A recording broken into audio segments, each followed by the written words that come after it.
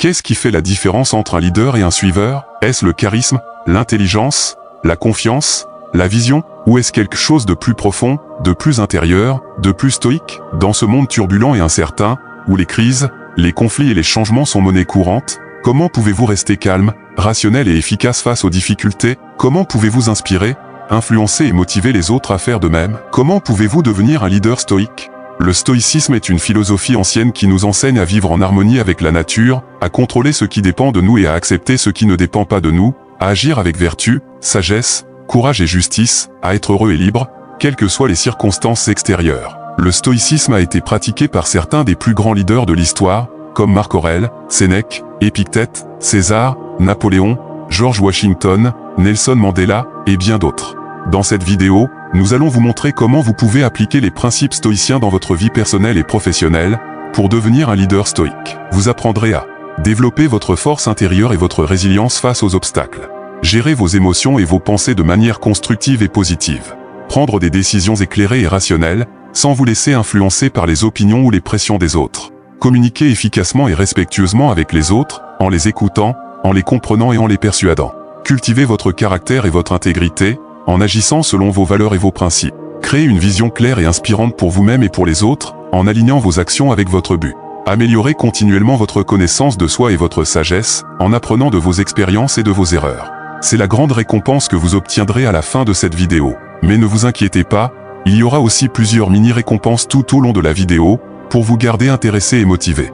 Alors, êtes-vous prêt à commencer votre voyage vers le leadership stoïque? Si oui, restez avec moi, et laissez-moi vous guider à travers cette vidéo passionnante et instructive. Allons-y. Principe numéro 1, les 4 vertus cardinales du stoïcisme et comment les pratiquer.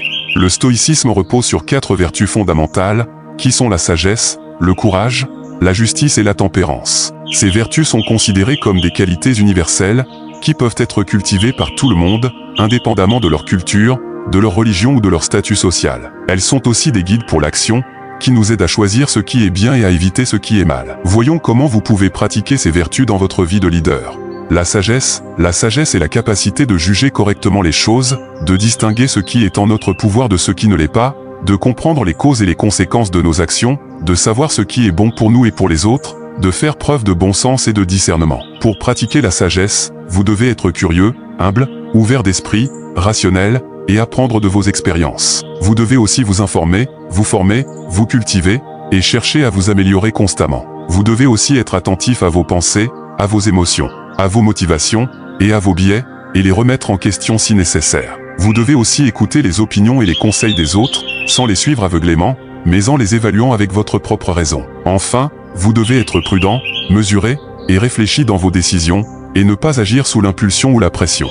Le courage est la force d'âme qui nous permet de faire face aux difficultés, aux dangers, aux peurs, aux souffrances, et aux tentations, sans se laisser abattre, sans se détourner de notre devoir, sans renoncer à nos valeurs, sans compromettre notre intégrité. Pour pratiquer le courage, vous devez être confiant, déterminé, persévérant, et résilient. Vous devez aussi être honnête, authentique, et fidèle à vous-même. Vous devez aussi être responsable, assumer vos choix, vos actions, et leurs conséquences, et ne pas chercher à fuir ou à vous défausser. Vous devez aussi être audacieux, oser sortir de votre zone de confort, relever des défis, prendre des risques calculés, et innover. Vous devez aussi être adaptable, accepter le changement, et vous ajuster aux circonstances. Enfin, vous devez être optimiste, voir le bon côté des choses, et croire en vos capacités et en vos possibilités. La justice est la volonté de traiter les autres avec équité, respect, bienveillance, et générosité, de reconnaître leurs droits, leurs besoins, et leurs mérites, de leur rendre ce qui leur est dû, de leur apporter de l'aide, du soutien, et de la valeur, de coopérer avec eux, de les protéger, et de les défendre. Pour pratiquer la justice, vous devez être altruiste, empathique, et compassionnel. Vous devez aussi être tolérant, accepter les différences, et ne pas juger ou discriminer. Vous devez aussi être loyal, honorer vos engagements, et respecter vos promesses. Vous devez aussi être reconnaissant, apprécier ce que vous avez, et ce que les autres font pour vous. Vous devez aussi être humble, ne pas vous croire supérieur ou inférieur aux autres, et ne pas chercher à les dominer ou à les exploiter. Vous devez aussi être serviable, contribuer au bien commun, et agir pour le bien de tous. La tempérance est la maîtrise de soi, qui nous permet de réguler nos désirs, nos passions, nos plaisirs, et nos vices, sans les laisser nous dominer, nous corrompre, ou nous nuire, sans tomber dans les excès, les dépendances, ou les addictions. Pour pratiquer la tempérance, vous devez être modéré, savoir doser, et vous limiter. Vous devez aussi être discipliné, respecter des règles, des horaires et des routines. Vous devez aussi être sobre, éviter les substances nocives, et prendre soin de votre santé. Vous devez aussi être simple. Ne pas vous attacher aux biens matériels, ni aux honneurs, ni aux louanges. Vous devez aussi être détaché, ne pas vous laisser affecter par les événements extérieurs, ni par les opinions des autres. Vous devez aussi être serein, garder votre calme et votre sang-froid. Ces 4 vertus sont liées et se renforcent mutuellement. En les pratiquant, vous développerez votre caractère, votre moralité et votre excellence. Vous deviendrez un leader stoïque qui inspire le respect, la confiance et l'admiration. Vous serez aussi plus heureux, plus libre et plus épanoui. Principe numéro 2, les 3 disciplines stoïciennes et comment les appliquer. Le stoïcisme se divise en 3 disciplines, qui sont la discipline du désir, la discipline de l'action et la discipline de l'assentiment. Ces disciplines sont des domaines d'application des vertus stoïciennes, qui nous aident à vivre en accord avec la nature, à agir avec raison et à être heureux. Voyons comment vous pouvez appliquer ces disciplines dans votre vie de leader. La discipline du désir concerne la façon dont nous gérons nos désirs, nos aversions, nos préférences et nos rejets. Elle nous apprend à ne désirer que ce qui est en notre pouvoir, à ne pas craindre ce qui ne l'est pas, à préférer ce qui est conforme à la nature, à rejeter ce qui lui est contraire. Elle nous apprend aussi à être satisfait de ce que nous avons, à ne pas nous plaindre de ce qui nous manque, à ne pas nous attacher à ce qui est éphémère, à ne pas être affecté par ce qui est indifférent. Pour pratiquer la discipline du désir, vous devez être indépendant, autonome et libre. Vous devez aussi être réaliste, pragmatique et objectif. Vous devez aussi être flexible, adaptable et modeste. Vous devez aussi être détaché, serein et joyeux. La discipline de l'action concerne la façon dont nous agissons dans le monde, envers nous-mêmes, envers les autres et envers la nature. Elle nous apprend à agir selon notre raison, selon notre devoir, selon notre bien, selon le bien commun. Elle nous apprend aussi à agir avec vertu, avec sagesse, avec courage, avec justice, avec tempérance. Elle nous apprend aussi à agir avec intention, avec attention, avec conscience, avec cohérence. Pour pratiquer la discipline de l'action, vous devez être actif, productif et créatif. Vous devez aussi être responsable, engagé et impliqué. Vous devez aussi être efficace, organisé et méthodique. Vous devez aussi être exemplaire, inspirant et influent. La discipline de l'assentiment concerne la façon dont nous jugeons les choses, dont nous formons nos opinions, dont nous donnons notre accord. Elle nous apprend à juger les choses selon leur nature, selon leurs valeurs, selon leur réalité. Elle nous apprend aussi à ne pas juger les choses selon nos impressions, selon nos sentiments, selon nos préjugés. Elle nous apprend aussi à ne pas donner notre assentiment à ce qui est faux, à ce qui est irrationnel, à ce qui est nuisible. Pour pratiquer la discipline de l'assentiment, vous devez être lucide, clairvoyant et perspicace. Vous devez aussi être critique, analytique et logique. Vous devez aussi être prudent, mesuré et réfléchi. Vous devez aussi être ouvert, curieux et humble. Ces 3 disciplines sont complémentaires et se soutiennent mutuellement. En les pratiquant, vous développerez votre raison, votre volonté et votre bonheur. Vous deviendrez un leader stoïque qui maîtrise son désir, son action et son assentiment. Vous serez aussi plus en harmonie avec vous-même, avec les autres et avec la nature. Principe numéro 3, les 10 exercices stoïciens quotidiens et comment les faire.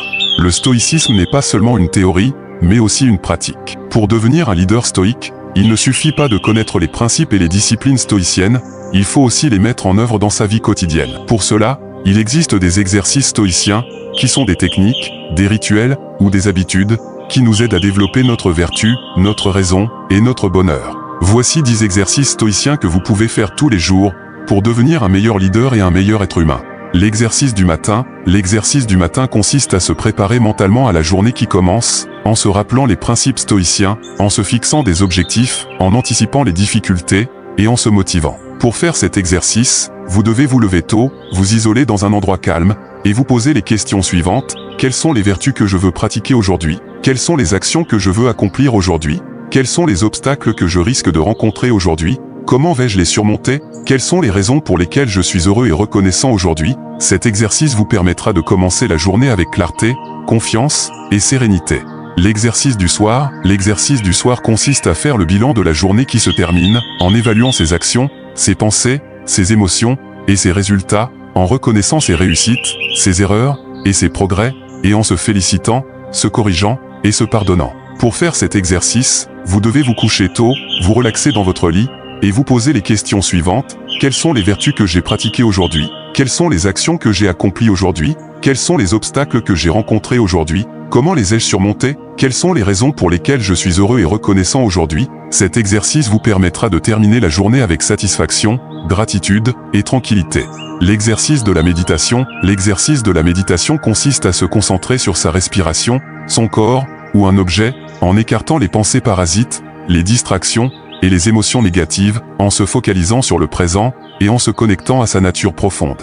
Pour faire cet exercice, vous devez choisir un moment et un endroit propice, vous asseoir confortablement, fermer les yeux et respirer profondément. Vous pouvez aussi réciter un mantra, une citation ou une prière stoïcienne, comme celle-ci: donne-moi, ô Dieu, la sérénité d'accepter les choses que je ne peux changer, le courage de changer les choses que je peux, et la sagesse de distinguer les unes des autres. Cet exercice vous permettra de réduire votre stress, d'améliorer votre concentration et d'augmenter votre conscience. L'exercice de la lecture. L'exercice de la lecture consiste à lire des livres, des articles ou des textes qui sont en rapport avec le stoïcisme, la philosophie, la sagesse, le leadership ou tout autre sujet qui vous intéresse, en cherchant à apprendre, à comprendre et à réfléchir, en prenant des notes, en soulignant ou en mémorisant les passages importants, les idées clés ou les conseils pratiques. Pour faire cet exercice, vous devez choisir une source fiable, pertinente et de qualité, vous accorder du temps, de l'attention et de la curiosité. Et vous posez les questions suivantes. Qu'est-ce que ce texte m'apprend? Qu'est-ce que ce texte me fait comprendre? Qu'est-ce que ce texte me fait réfléchir? Comment puis-je appliquer ce texte dans ma vie? Cet exercice vous permettra d'enrichir votre culture, d'élargir votre esprit et de stimuler votre intelligence. L'exercice de l'écriture. L'exercice de l'écriture consiste à écrire sur un journal, un cahier ou un ordinateur, ses pensées, ses sentiments, ses expériences, ses projets ou ses rêves, en cherchant à exprimer, à clarifier et à organiser ce qui se passe dans sa tête, dans son cœur et dans sa vie. Pour faire cet exercice, vous devez choisir un support, un style et une fréquence qui vous conviennent, vous laisser aller, sans vous censurer, ni vous juger, et vous poser les questions suivantes. Qu'est-ce que je pense? Qu'est-ce que je ressens? Qu'est-ce que je vis? Qu'est-ce que je veux? Qu'est-ce que je fais? Cet exercice vous permettra de libérer votre créativité, de renforcer votre confiance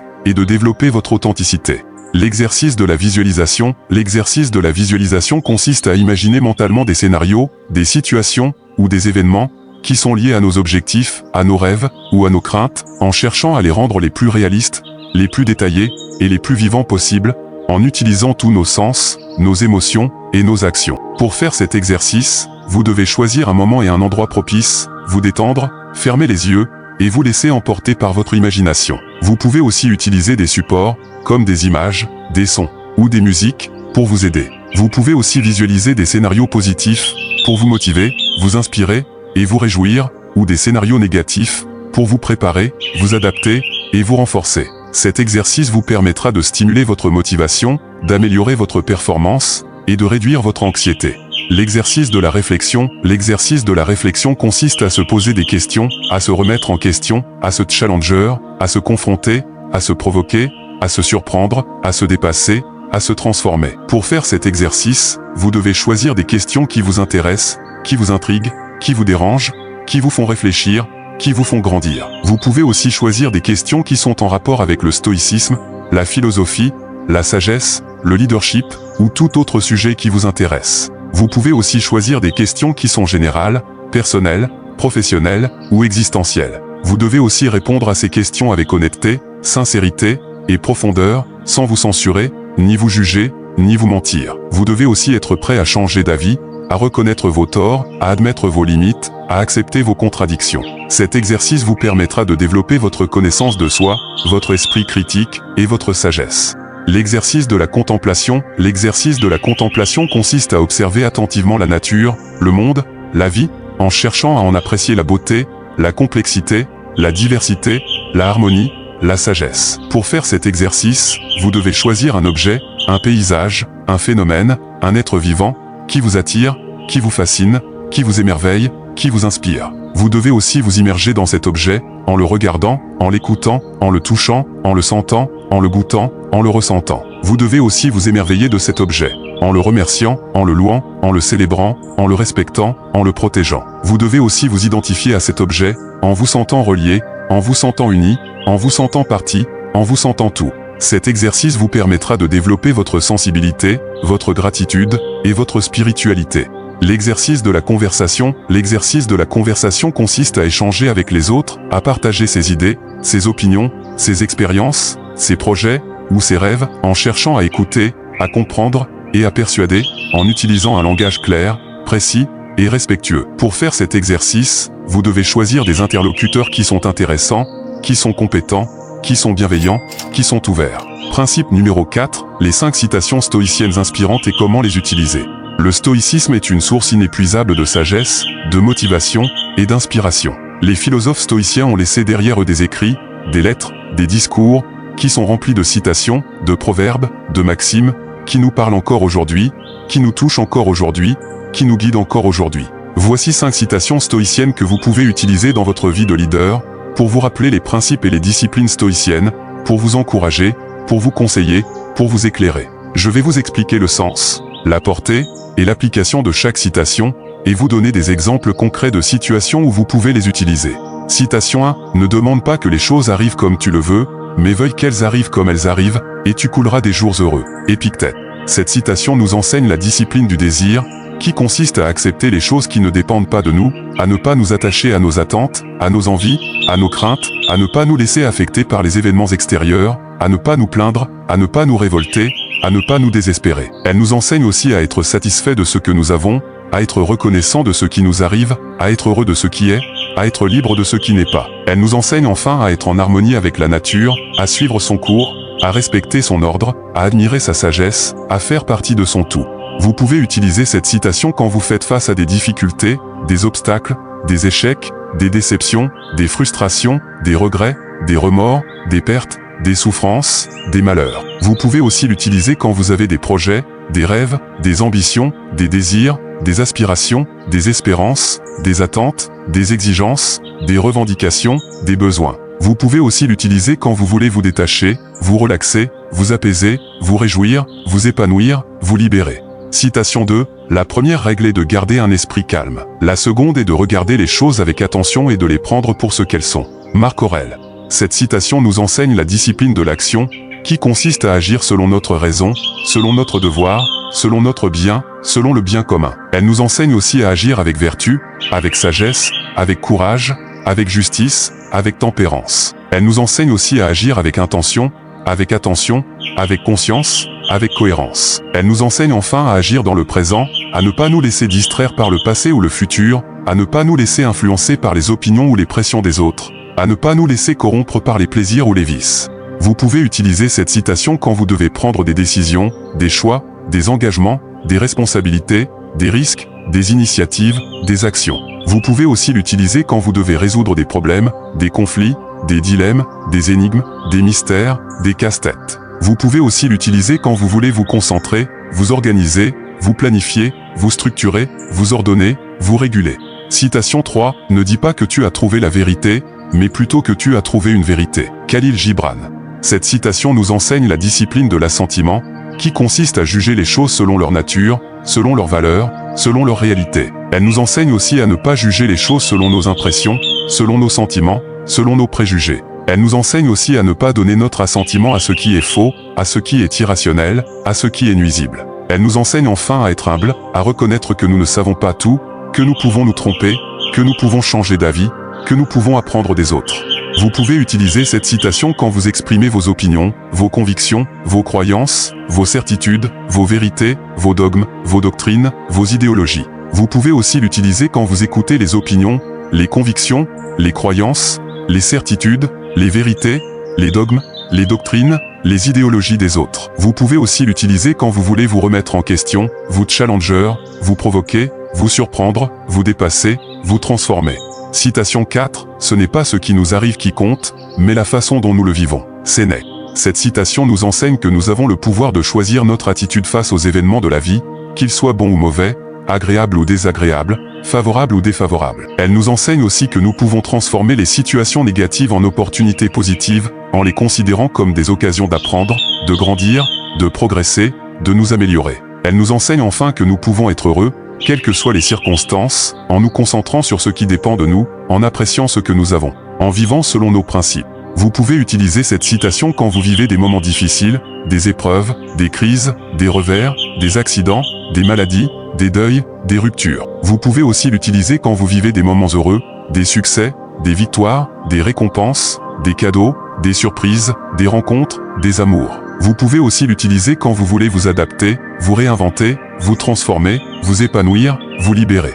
Citation 5. La meilleure vengeance est de ne pas devenir comme celui qui t'a fait du mal. Marc Aurèle. Cette citation nous enseigne que nous ne devons pas nous laisser emporter par la colère, la haine, la rancune, la vengeance, quand nous sommes blessés, offensés, trahis, humiliés, par quelqu'un. Elle nous enseigne aussi que nous ne devons pas nous abaisser au niveau de celui qui nous a fait du mal, en lui rendant l'appareil, en lui faisant subir le même sort, en lui faisant du tort. Elle nous enseigne enfin que nous devons rester fidèles à nous-mêmes, à nos valeurs, à nos principes, en agissant avec vertu, avec sagesse, avec courage, avec justice, avec tempérance. Vous pouvez utiliser cette citation quand vous êtes victime d'une injustice, d'une agression, d'une calomnie, d'une tromperie, d'une trahison, d'une humiliation, d'une insulte, d'une moquerie. Vous pouvez aussi l'utiliser quand vous êtes tenté de rendre l'appareil, de vous venger, de faire du mal, de nuire, de détruire, de blesser, d'offenser, de trahir, d'humilier, d'insulter, de moquer. Vous pouvez aussi l'utiliser quand vous voulez vous pardonner, vous apaiser, vous réconcilier, vous respecter, vous aimer. Félicitations, vous avez terminé cette vidéo sur comment devenir un leader stoïque. J'espère que vous avez appris des choses intéressantes, utiles et inspirantes, qui vous aideront à améliorer votre vie personnelle et professionnelle. J'espère aussi que vous avez envie de mettre en pratique les principes, les disciplines, les exercices et les citations stoïciennes que nous avons vues ensemble. Je vous assure que si vous le faites, vous verrez des résultats positifs sur votre caractère, votre raison et votre bonheur. Vous deviendrez un leader stoïque qui inspire le respect, la confiance et l'admiration. Si vous avez aimé cette vidéo, n'hésitez pas à la liker, à la commenter, à la partager et à vous abonner à ma chaîne. Je vous remercie d'avance pour votre générosité et votre fidélité. Je vous dis à bientôt pour une prochaine vidéo, où nous parlerons d'un autre aspect du stoïcisme, qui est la maîtrise de soi. Vous découvrirez comment vous pouvez contrôler vos désirs, vos passions, vos plaisirs et vos vices, sans les laisser vous dominer, vous corrompre ou vous nuire. Vous découvrirez aussi comment vous pouvez être plus modéré, plus discipliné, plus sobre, plus simple et plus détaché. Vous découvrirez enfin comment vous pouvez être plus maître de vous-même, de votre destin et de votre bonheur. Je vous souhaite une excellente journée, une excellente semaine, une excellente année. Soyez forts, soyez sages, soyez stoïques.